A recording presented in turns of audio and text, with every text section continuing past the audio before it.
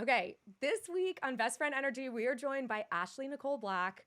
One of the things I've been trying to get Joanna to do for so long now is watch Ted Lasso because you haven't watched Ted Lasso? No. In preparation for this, she watched 9 episodes in one day. Yeah, one sitting. And my husband, it was maybe the weirdest thing I've ever done. He had a flight at like 5 this morning, and I couldn't stop. Yeah, it was made for you, Joanna. How did you pivot into comedy? Thank God you did. Thank you from all of us. But how did you pivot? I know the world would have been so deprived. As would I have been. I did, believe it or not, comedy is more fun than being a PhD candidate. Oh, I believe that. I grew up always wanting to be an actor. That was like all I ever wanted to do as a kid. My parents would be like, oh, do you like this show? They're lawyers. You could be a lawyer. And I was like, no, I want to pretend to be a lawyer. Right. But didn't really see a place for me in the industry. So I went to grad school thinking like I'll teach acting, performance theory. And for Christmas, my parents just bought me a class at the Second City just to have something fun to do on the weekends because I was going to grad school at Northwestern in Chicago, in a city where I didn't know anyone. And I started doing sketch comedy and was like, oh, this is it. Because I had done everything. I did ballet. I did tap. I did traditional Thai dance. That is not a joke. That is a literal thing I studied in school. Wow.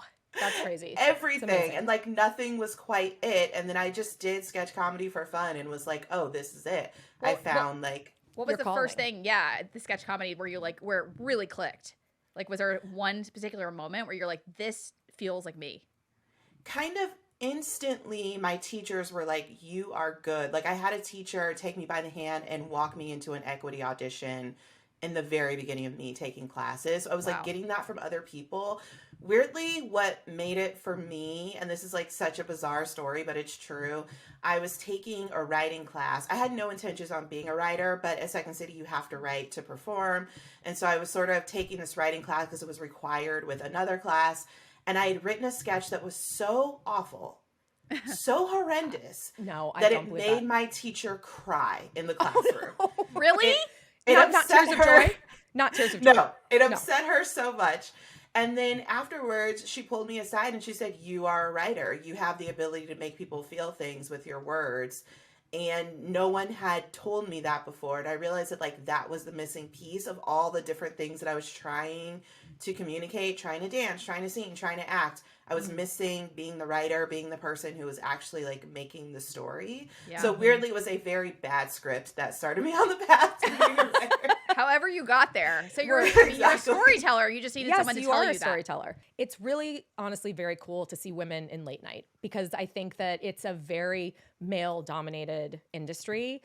Shout out to all of them. You know, they're all very funny too. They are. Every last Jimmy. Yeah, all of the Jimmys, the Seths, the everyone. Right. Look, men can be funny also. Like, I'm not saying they're not. There's a space for them, I suppose. I'm not saying they're not funny, but I think that Full Frontal was just, as a woman, such a breath of fresh air. It was just, I just loved it. And I've been applauding you for a really long time, but I love Full Frontal. I think it was just such a brilliant show. And it was very cathartic for me to watch it because, again, I think all late night, again, is very funny and leans, everyone kind of edges in a very similar direction on late night comedy. But I felt like Samantha Bee specifically told it, and you guys all told it in such a way that was really, I think, cathartic as a female watching. So is there any like interview or any segment or anything that kind of stood out to you that you were like most proud of on that show? Oh, that's a good question. Not a specific one, but in general, after our first year, which again was an election year, a study was done. And we talked more about women's health care than any program on television. So that's more than CNN, more than MSNBC, more than any other late night. This little half-hour a week late night show covered the issues that when women are thinking about getting ready to vote need to hear about, and just nobody's talking about them. So I was really proud of like the times that we spread light on issues that not necessarily were the talking point of the day, but we're like, here's something really important that's going on that like you may not even know is happening, but is really vital for you to know. Okay, I'll tell you what a no for me is. The last 3 weeks, I have ordered Starbucks and they have been out of holiday cups. And let me tell you, I have the ability to make coffee in my own house.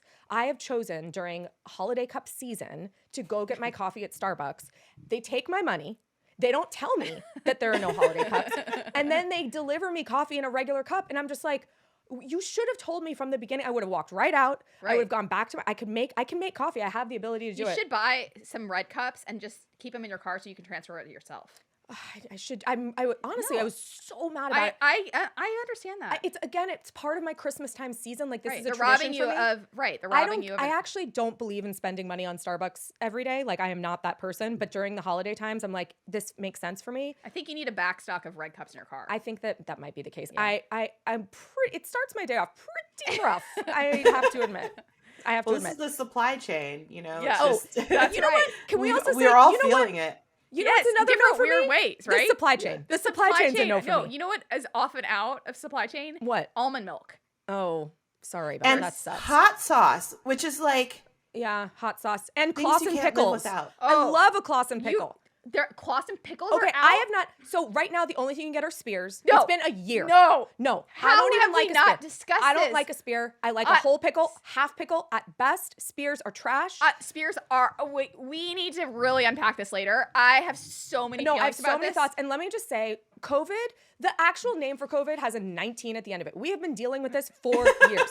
If you haven't figured out how to restock my pickles, you no longer have a pickle company. Also, are there a shortage of cucumbers? Because that's all it needs. But again, why can they cut them into spears but not any other shape? Have we lost the ability to make a good pickle? If I hear one more time because of COVID, it's like, no. Like at this point Come up in with life, another reason. We need another reason because we're all in COVID. It's COVID forever.